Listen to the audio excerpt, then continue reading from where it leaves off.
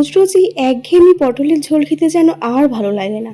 তাই আজকে আমি বানিয়ে ফেলেছিলাম পুরভরা পটল, যেটা দেখে এবং খেয়ে দুটোতেই কিন্তু তোমাদের মন ভরে যাবে। কিভাবে এত সুন্দর একটা রেসিপি বানালাম সেটা জানতে গেলে কিন্তু অবশ্যই আমার পুরো ভিডিওটার সাথে থাকতে হবে। Hey everyone, welcome back to my channel Pooja's lifestyle. I hope তোমরা সবাই খুব ভালো আছো, আমিও বেশ আছি। তোমাদেরকে আগের ব্লগে বলেছিলাম আমি একটা স্পেশাল রেসিপি তোমাদের সাথে শেয়ার করবো, তো সেটাই শেয়ার করতে চলে আসলাম। কিভাবে এই পটলের রেসিপিটা বানালাম সেটা জানার জন্য কিন্তু আমার পুরো ভিডিওটা তোমাদেরকে দেখতে হবে। তো চলো বেশি কথা না বলে রেসিপিটা শুরু করা যাক। কী কী লাগে তোমাদেরকে প্রথমে দেখিয়ে দিই। প্রথমে লাগছে অনেক বড় বড় সাইজের কতগুলো পটল, যেগুলো আমি সামান্য পরিমাণে চেঁচে তার ভেতর থেকে চামচের সাহায্যে আমি এই দানাগুলো বার করে রেখেছিলাম, আর তারপরে এর মধ্যে নুন হলুদ মাখিয়ে রেখেছিলাম পটলগুলো ভাজার জন্য। আর মশলাই এখানে নিয়েছিলাম গোটা কাজু, চালমগজ, পোস্ত, আদা, রসুন, পেঁয়াজ আর শুকনো লঙ্কা আর কাঁচা লঙ্কা। ঝালটা তোমরা তোমাদের পরিমাণ মতন করে নেবে। তো প্রথমেই একটা এই মশলা বানিয়ে নেবো, আর সেটাকে কিন্তু আমি দুটো পর্যায়ে ইউজ করব। একটা মশলা হবে পুরের, একটা মশলা হবে গ্রেভির। তো চলো আর গুঁড়ো মশলাগুলো দেখিয়ে দিই। গুঁড়ো মশলার মধ্যে নিয়েছিলাম এখানে ধনে গুঁড়ো, জিরে গুঁড়ো, শুকনো লঙ্কার গুঁড়ো, হলুদ, চিনি, নুন আর গোটা গরম মশলা। আর নিয়েছিলাম এখানে নুন হলুদ মাখিয়ে রাখা চিংড়ি মাছ, এটা ছিল পটলের দানাটা পেস্ট করে রাখা, আর এটা হলো পেঁয়াজ কুচি, টমেটো কুচি। কিছুটা পটল আমি আগেই ভেজে রেখেছিলাম, আর কিছুটা পটল রেখে দিয়েছিলাম তোমাদেরকে দেখানোর জন্য। তো এই হচ্ছে আমার আজ মূল উপকরণ, যেগুলো দিয়ে আজকে আমি বানাতে চলেছি পুরভরা পটল। রেসিপিটা কিন্তু খেতে সত্যি অসাধারণ হয়, তোমরা কিন্তু বাড়িতে ট্রাই করতেই পারো। তো চলো বেশি কথা না বলে প্রথমেই আমি কড়াইতে তেল দিয়ে দিলাম। তো কড়াইতে তেল দেওয়ার পরে কিন্তু পটলগুলোকে আমি লাল লাল করে ভেজে নেবো। আর অবশ্যই কিন্তু গ্যাসের ফ্লেমটা একদমই লো রেখে, কারণ গ্যাসের ফ্লেমটা হাই করলে কিন্তু পটলগুলো পুড়ে যেতে পারে। যেহেতু পটলের ভেতরে কোনো বীজ নেই, সেই কারণে কিন্তু পটলটা খুবই যত্ন সহকারে ভাজতে হবে। তেলটা গরম হতে না হতেই কিন্তু এর মধ্যে আমি পটলগুলো দিয়ে দিয়েছিলাম, আর একদমই আস্তে আস্তে নাড়তে হবে যাতে পটলটা কিন্তু ফেটে না যায়। এটা কিন্তু অবশ্যই মাথায় রাখতে হবে। তারপরে পটল ভাজার পরে কড়াইয়ের মধ্যে তেল দিয়ে তার মধ্যে দিয়ে দিয়েছিলাম সামান্য পরিমাণে চিনিটা দেওয়াতে কিন্তু মশলার কালারটা বেশ ভালো আসে, সেই কারণে চিনিটা দেওয়ার পরে একটু নেড়ে ছেড়ে নিলাম। আর তার মধ্যে এর মধ্যে দিয়ে দেবো হচ্ছে কুচনো পেঁয়াজ। আমি কিন্তু এখানে দুখানা মশলা করব। প্রথম যে মশলাটা করব সেটা যাবে পুরে, আর সেকেন্ড যে মশলাটা করব সেটা যাবে গ্রেভিতে। প্রথমে আমি পুরের মশলাটা করছি, তার জন্য এখানে প্রথমে পেঁয়াজটা ভেজে নিলাম, আর তারপরে এর মধ্যে দিয়ে দিলাম সামান্য পরিমাণে চিনি যাতে পেঁয়াজটা একটু নরম হয়ে যায়, আর তারপর দিলাম সামান্য পরিমাণে হলুদ। নুন আর হলুদ দেওয়ার পরে আর দিয়ে দিচ্ছি আরও গুঁড়ো মশলাগুলো, ধনে গুঁড়ো, জিরে গুঁড়ো, শুকনো লঙ্কার গুঁড়ো, সব গুঁড়োগুলো এতে এক এক করে অ্যাড করে দেবো।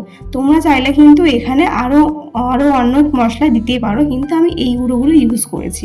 তো সেইগুলো দেওয়ার পরে আমি এটাকে ভালো করে নেড়ে চেড়ে নিয়ে নুন হলুদ মাখানো যে চিংড়ি মাছটা রেখেছিলাম সেটা কিন্তু এর মধ্যে অ্যাড করে দিলাম। তোমরা চাইলে চিংড়ি মাছটা আলাদা করে ভেজে নিতে পারো, কিন্তু আমার যেন মনে হয় মশলাটার সাথে চিংড়ি মাছটা কষালে তার টেস্টটা একটু আলাদাই আসে। তো দেখো মশলাটার সাথে চিংড়ি মাছটা ভাজার পরে এর মধ্যে আমি দিয়ে দিচ্ছি যে পেঁয়াজ, আদা, রসুন, কাজু আর পোস্ত, চালমগজের পেস্টটা করেছিলাম, সেটার পেস্টটা আমি হাফ দিচ্ছি, আর হাফটা দেবো গ্রেভিতে। তো হাফটা এতে দেবো আর হাফটা গ্রেভিতে দেবো। আর দেবো হচ্ছে পটলের যে বীজগুলো আমি পেস্ট করে রেখেছিলাম সেটার পেস্টও কিন্তু এর মধ্যে অল্প একটু দেবো। তো দিয়ে ভালো করে নাড়াচাড়া করার পর এটা যতক্ষণ না শোকাচ্ছে ততক্ষণ ওয়েট করব। আর তারপরে একটা জিনিস দিতেই হবে, যেটা না দিলেই না, সেটা হচ্ছে টক দই। টক দইটা দিলে কিন্তু এর ফ্লেভারটা আরও সুন্দর আসবে। তো প্রথমে টক দইটার মধ্যে একটু চিনি দিয়ে ফাটিয়ে নিয়েছিলাম, তারপরে টক দইটা এর মধ্যে অ্যাড করে দিলাম। তারপরে মশলাটাকে একদম গ্যাসের ফ্লেমটা স্লো করে ঠিক এমন হওয়ার অবধি ওয়েট করতে হবে। তো মশলাটা যখন কষে যাবে তারপরে আমি মশলাটা নামিয়ে পটলের মধ্যে ভরে নেবো। যেহেতু ভিডিওটা আমি একা করছি তোমাদের সাথে সেটা শেয়ার করতে পারলাম না কীভাবে ভরেছি। তোমরা একটা চামচের মাধ্যমে পটলের পুরটা কিন্তু ওর মধ্যে ভরে দেবে। তো ভাজা পটলের মধ্যে পুরটা ভরে নিয়েছি, দেখো দেখতে ঠিক এমন হয়েছিল।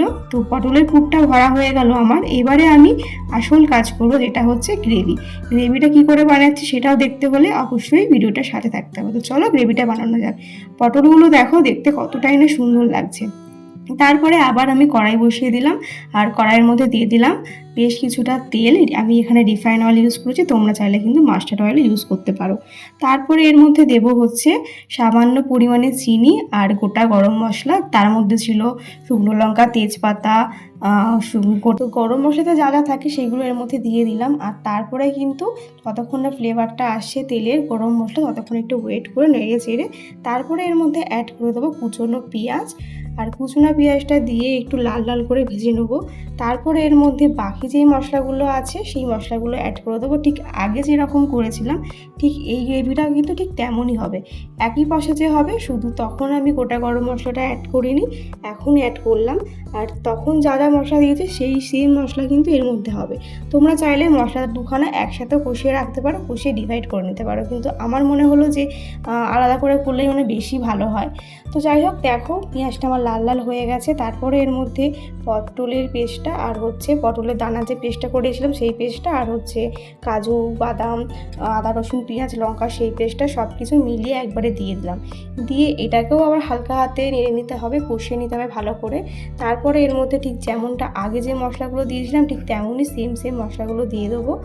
দিয়ে তারপরে এর মধ্যে শুকনো লঙ্কার গুঁড়ো, হলুদ গুঁড়ো, ধনে গুঁড়ো, যা যা গুঁড়ো আমি নিয়েছিলাম সব কিছু গুঁড়ো কিন্তু এর মধ্যে দিয়ে ভালো করে কষিয়ে নেবো ম্যাক্সিমাম 10 মিনিট।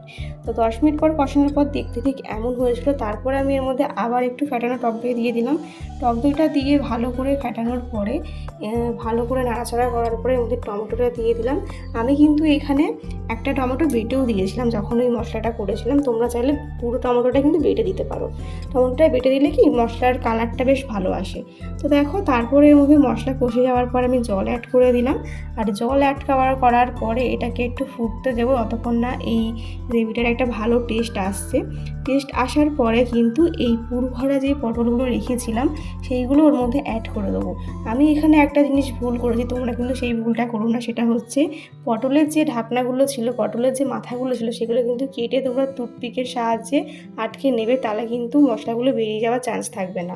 আমি যেহেতু এগুলো আটকাতে ভুলে গেছিলাম তাই খুবই সাবধানে এই পটলগুলোকে আমি আস্তে আস্তে ছেড়েছি আর একদমই গ্যাসের ফ্লেমটা লো রেখেছি, নাহলে কিন্তু বেশি ফুটলে সব মশলা কিন্তু পটল থেকে বেরিয়ে যাওয়ার ভয় থাকে।